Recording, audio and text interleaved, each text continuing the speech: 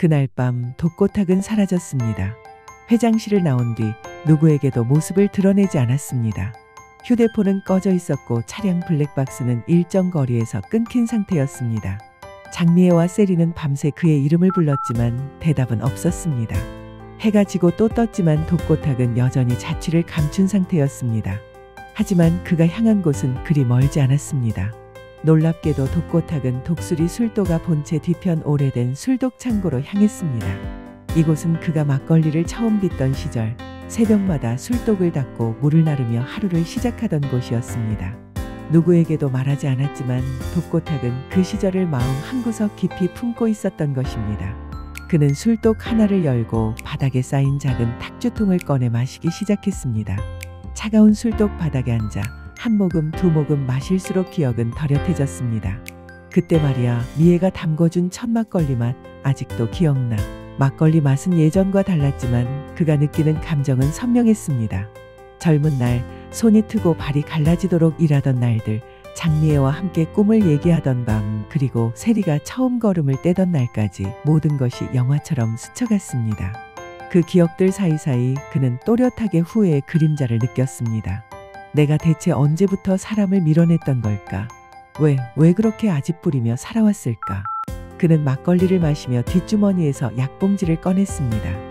원래는 불면증 때문에 병원에서 처방받은 안정제였지만 그날 밤 그는 평소보다 훨씬 많은 양을 꺼내 입에 털어넣었습니다. 그냥 좀 쉬고 싶어, 아주 잠깐이라도.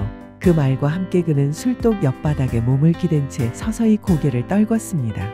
그로부터 몇 시간이 흐른 새벽녘, 매일 새벽에 술독을 닦아 관리하던 술독아 공장장이 술독 정리하고자 창고를 열었습니다. 그 순간 어둠 속에 쓰러진 독고탁의 몸이 눈에 들어왔습니다. 아이고, 이 사람 왜 여기에? 독고탁 회장이잖아. 공장장은 당황해 다급히 휴대폰을 꺼내 119에 신고했습니다. 그때였습니다. 마침 늦은 귀가를 하던 오강수가 창고 앞에서 이상한 낌새를 느끼고 안으로 들어섰습니다. 공장장은 허둥대며 외쳤습니다. 강수야, 좀 도와줘. 독고탁이 숨을 안 쉬어. 오강수는 망설이지 않았습니다. 즉시 독고탁의 몸을 돌려 눕히고 숨을 확인한 뒤 바로 심폐소생술을 시작했습니다. 그의 손이 절박하게 독고탁의 가슴을 누르고 또 누르며 외쳤습니다. 회장님, 들리세요? 정신 차리세요. 제발. 오강수는 땀이 범벅이 되도록 압박을 멈추지 않았습니다.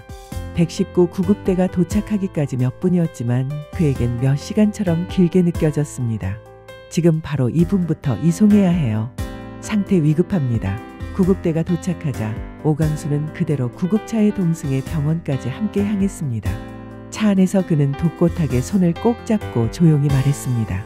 살아나셔야 합니다, 회장님. 아직 끝난 거 아닙니다.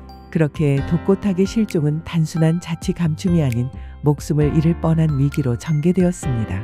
이 사건은 다음날 오전 뉴스에도 짧게 보도되었고 장미애와 세리는 놀란 가슴을 부여잡은 채 병원으로 달려갔습니다. 병실의 천장은 낯설었습니다.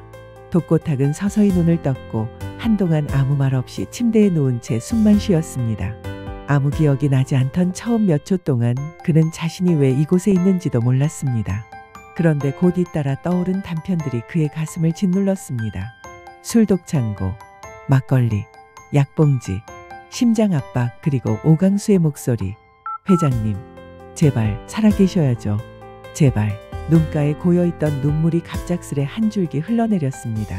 그는 손등으로 얼른 눈을 훔쳤지만 감정의 파도는 더 이상 억제할 수 없었습니다. 강수가 그를 구했다는 사실이 가슴을 찔렀습니다. 그렇게 매몰차게 대했던 아이였고 끝내 외면하고 무시했습니다. 잠시 후 병실 문이 조심스럽게 열렸고 간호사가 들어와 작은 목소리로 말했습니다. 이제 괜찮으세요? 어제 많이 놀라셨죠?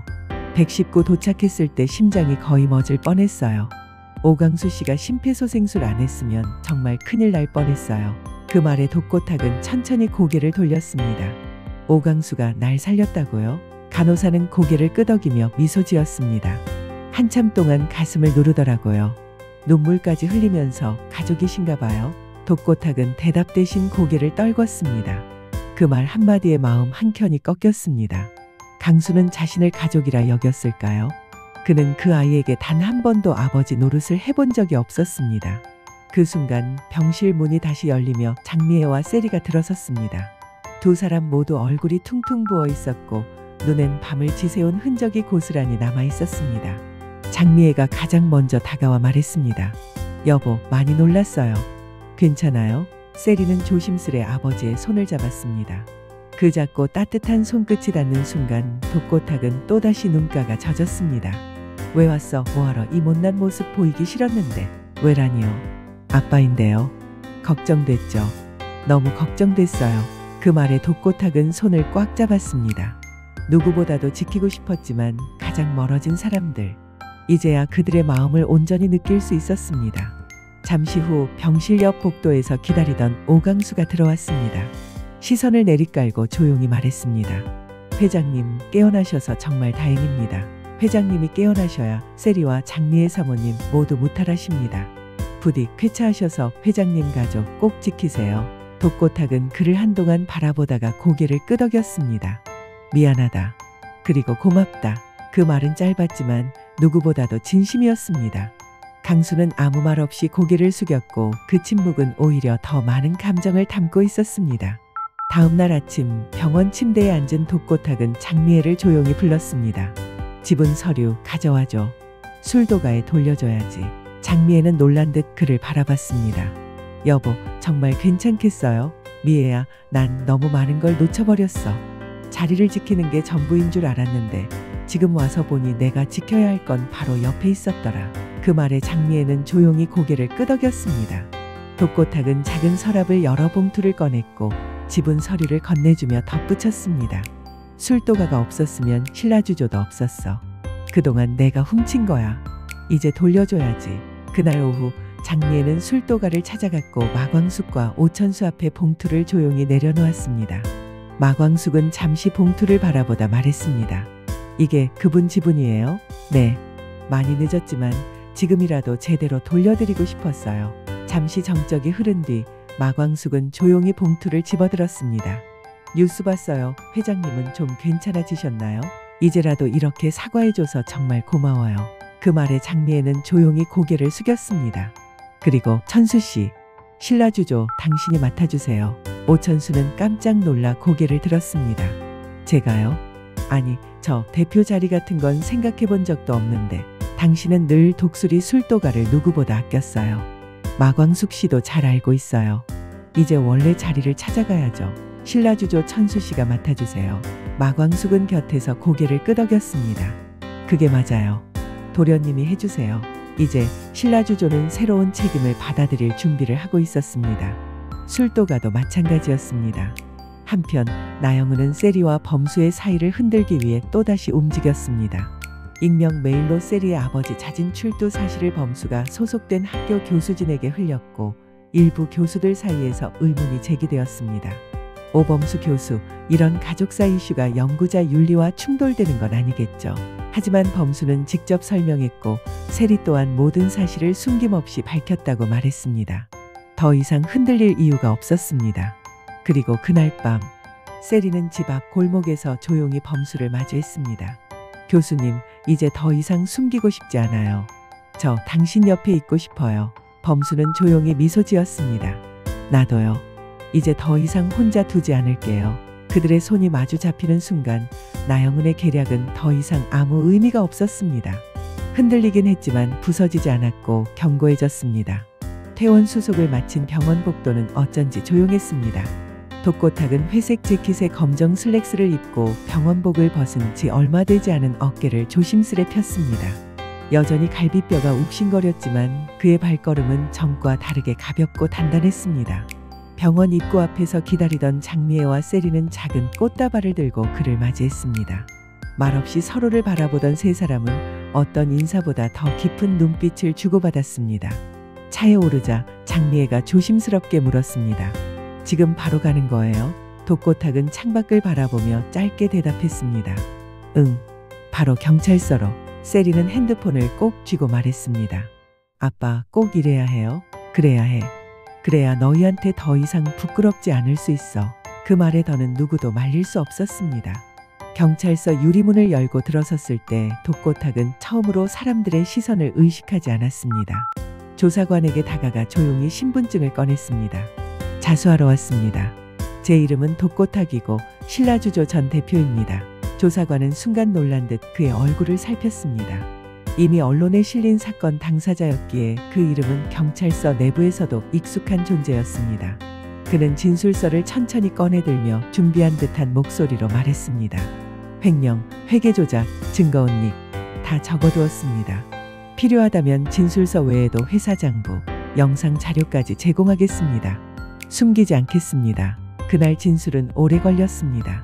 오후가 넘어 해가 질 무렵 그는 유치장에 일시 수감되었고 검찰 송치가 예정되어 있었습니다. 언론은 즉시 독고탁 전 신라주조 회장 횡령 자수라는 속보를 타전했습니다.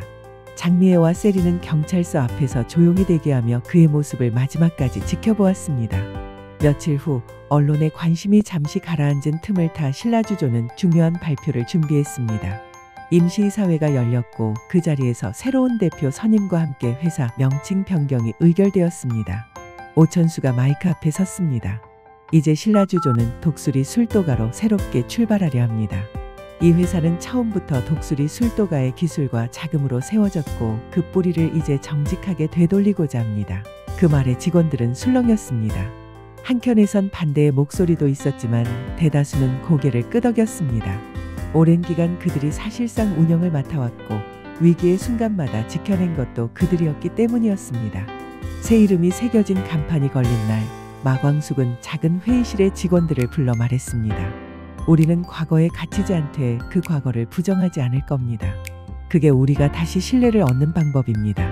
독수리 술도가로 이름을 바꾼 신라주조는 본격적으로 체질 개선에 나섰습니다. 먼저 유통 경로부터 재정비했고 납품처 신뢰 회복을 위해 오천수와 마광숙은 매일같이 거래처를 방문했습니다. 창고에는 새로 증류 장비가 들어섰고 전통 막걸리와 고급 증류주를 혼합한 신상품 출시도 예고되었습니다. 강수는 젊은 감각으로 마케팅을 맡았고 세리는 브랜드 기획 파트에 참여하며 의미 있는 변화를 만들어갔습니다.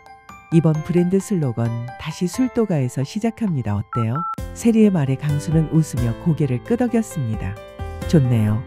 우리가 어떤 길을 걸어왔는지 누구보다 잘 아는 사람의 말이니까요. 그러나 그 와중에도 나영은은 여전히 그림자처럼 움직이고 있었습니다. 그녀는 독고탁의 검찰 송치 소식을 이용해 일부 언론에 악의적인 기사를 흘렸고 내부 직원의 동요를 유도하기도 했습니다. 저 회장이 저지른 일 아직 끝난 게 아니래요. 신라주조가 독수리 술도가로 이름 바꾼 건 꼬리 자르기 아닐까요? 하지만 이런 흔들림은 오래가지 않았습니다. 오천수는 대표실에서 전 직원을 모아 단호하게 말했습니다.